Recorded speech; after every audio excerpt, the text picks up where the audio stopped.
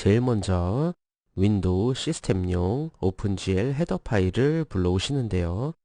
만약에 이게 없으신 분들은 오픈GL 홈페이지에 들어가셔서 GLUT 라이브러리를 다운로드 받으시면 되겠습니다. 가장 먼저 초기화 함수들을 간단히 살펴보겠습니다. 제일 먼저 디스플레이 모드를 설정을 하고 윈도우가 나타날 위치를 지정합니다. 0,0을 했다면 윈도우 창 가장 좌측 상단에서부터 시작을 해서 윈도우 크기를 지정한 만큼 사이즈가 나오겠습니다. 그 다음에 윈도우를 생성을 하고요. 이것은 나중에 볼 함수들이고 출력 함수를 지정을 한 다음에 이제 화면 크기, 윈도우 크기가 변경이 될 때마다 불러준 함수를 호출하고 이벤트 루프를 진입을 하겠습니다. 그 다음에 보실 부분은 윈도우 출력 함수 중에서 가장 먼저 해야 될 것은 바탕색을 어떤 색으로 초기화를 시켜줄 것인지를 지정을 해줘야 됩니다. 그 다음에 그 설정된 색으로 전체를 칠하시고요. 그 다음에 이제 다각형을 그리는데 이 다각형의 색깔을 지정을 해둡니다. 가장 기본적으로 간단하게 나타날 수 있는 게 바로 렉트 함수예요. 보시면 사이즈가 딱 맞게 나오는데 이 이유가 이 화면에 가운데가 0,0이고 이 우측 상단이 1,1이라고 생각하시면 됩니다. 그래서 마이너스 1, 0.5, 마이너스 1, 0.5, 그 다음에 0.5, 0.5 그렇게 해서 딱 반으로 나눈 사각형이 만들어지는 거죠. 자, 보시면은 아까는 GL 렉트를 써가지고 사각형을 띄웠다면 이번엔 폴리곤을 써서 사각형을 그리는 형식이 되겠습니다. 먼저 마이너스 0.5 이 지점에서 0.5 마이너스 0.5면 여기 그 다음에 0.5 0.5 그 다음에 마이너스 0.5 0.5 해서 아까와 같은 사각형이 만들어지게 되었습니다. 렉트로 하든 벌텍스로 하든 상관은 없어요. 이게 그리기 방식의 차이가 있을 뿐입니다. 그 다음에 보셔야 될 것은 이번 시간에 봐야 될 뷰포트입니다. 지금은 윈도우 가로 세로 사이즈와 똑같이 설정이 되어 있는데요. 만약에 뷰포트의 값을 바꿔주자면 참고로 뷰포트 안에 있는 파라미터는 x값, y값, width, height가 되겠습니다. 보시면 180, 그 다음에 160, 100, 100,80이 x와 y 값의 파라미터인데 보통은 이쯤 생각하거나 아마 이쯤 생각할 거예요. 하지만 이번 사각형은 좌측 아래에 붙어 있게 되었습니다. 왜냐하면 GLUT가 사용하는 화면 좌표계와 이 GL이 사용하는 화면 좌표계가 서로 다르기 때문인데요. GLUT가 화면 좌상단을 원점으로 하는 데에 비해서 GL은 윈도우 좌하단을 원점으로 합니다. 화면에 보이는 물체는 항상 현재 뷰포트의 종횡비에 비례하여 축소 또는 확대하게 되는데요. 이번에는 조금 더 확실히 보여지기 위해 300,300 화면을 띄우겠습니다. 보이시나요? 네. 화면에서 보듯이 윈도우 좌하단을 기준으로 가로 세로가 300 뷰포트가 설정이 되었으므로 정사각형의 크기도 뷰포트에 비례하여 줄어들게 됩니다. 이 윈도우 사이즈는 600에 400인데 300, 300으로 줄였으니 이 안에 있는 사각형은 윈도우가 이만할 수밖에 없는 거죠. 그래서 0, 0, 300, 300이면 여기서부터 이렇게 300 사이즈가 나오는 게 아니라 바로 윈도우 화면을 300, 300으로 줄인 다음에 이 안에서 마이너스 0.5, 마이너스 0.5 여기 0.5, 0.5 이런 사각형이 나오게 되는 겁니다. 다르게 보자면 조금만 더 줄여보면 이번엔 조금 더 작은 윈도우 안에서 이런 사각형이 나오게 되는 것이죠. 이번엔 300, 150 이면 윈도우 사이즈가 300 그리고 세로가 150 이만한 사이즈의 윈도우에서 마이너스 0.5, 마이너스 0.5, 0.5, 0.5 크기의 사각형이 나타나게 되는 것입니다.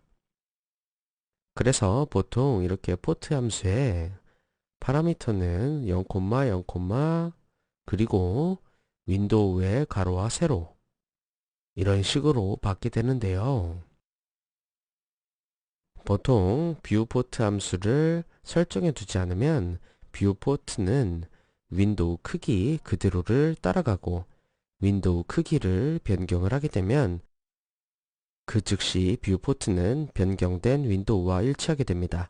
하지만 뷰포트를 별도로 설정하지 않은 상태에서 윈도우 크기 조절에 따라 뷰포트가 변하고 그 변한 뷰포트에 맞추어서 물체가 왜곡되기 때문에 뷰포트 함수 설정은 필수라고 봐야 됩니다.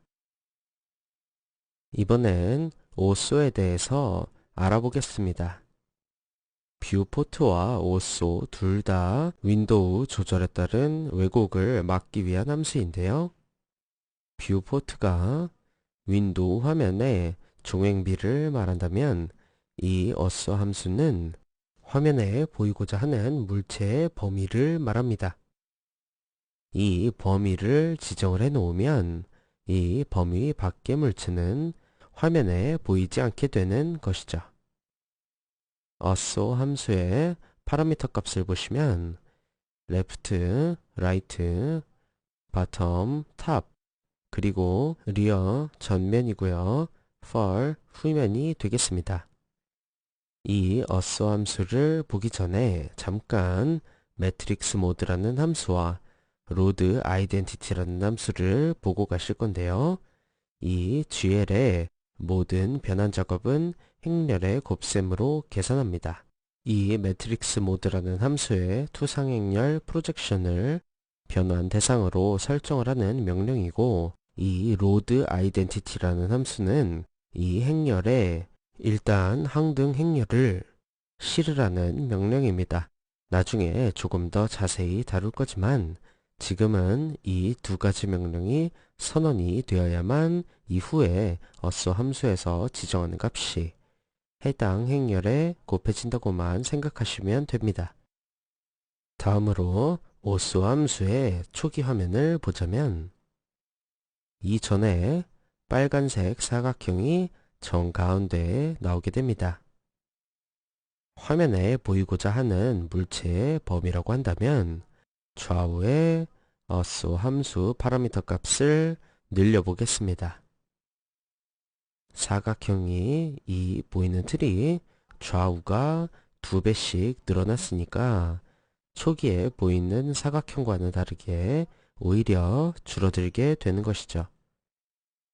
좀 더 다르게 보자면 화면을 아예 이 틀을 옮겨 보겠습니다.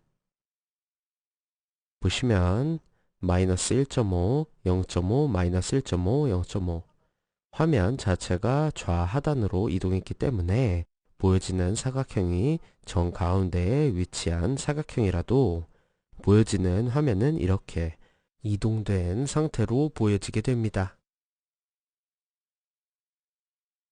이 전으로 돌아가서 아까 좌우 화면을 2배로 늘렸을 때와는 다르게 이번에 위아래까지 2배씩 늘려준다면 아까 보았던 사각형과는 다르게 위아래도 반씩 줄어드는 화면을 보실 수 있습니다.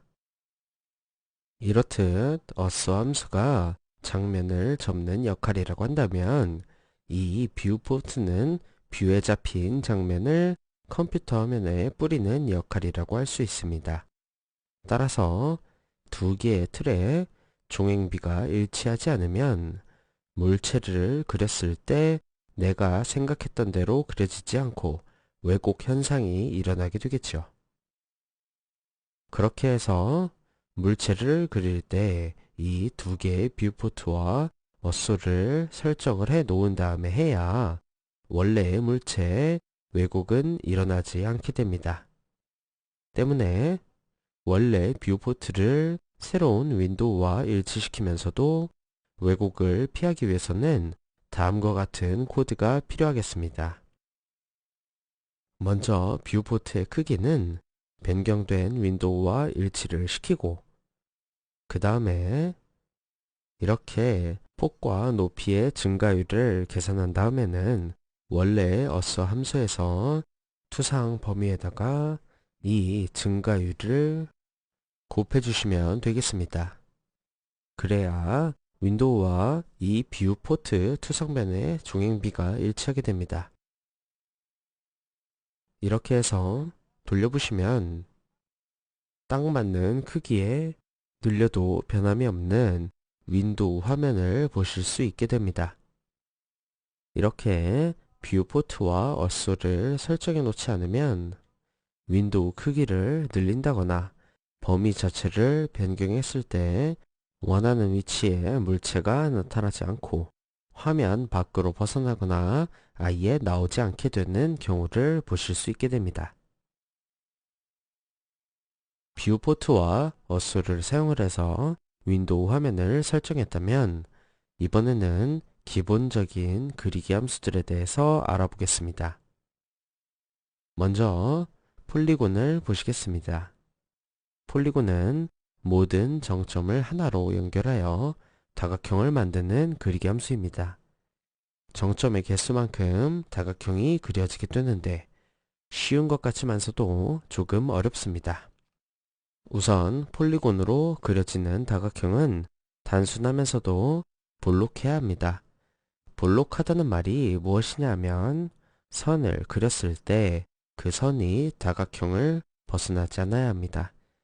지금 예시로 볼 수 있는 코드에서 이 사각형은 닫힌 사각형이라고 보시면 되겠습니다. 마이너스 0.5, 마이너스 0.5부터 시작을 해서 순서대로 하나, 둘, 셋, 넷 완전히 닫힌 다각형의 모습을 보실 수 있으신데요. 이전 코드에서 정점 하나를 바꿔보겠습니다. 처음에 봤던 다각형과는 조금 다른 모습을 보실 수 있으신데요.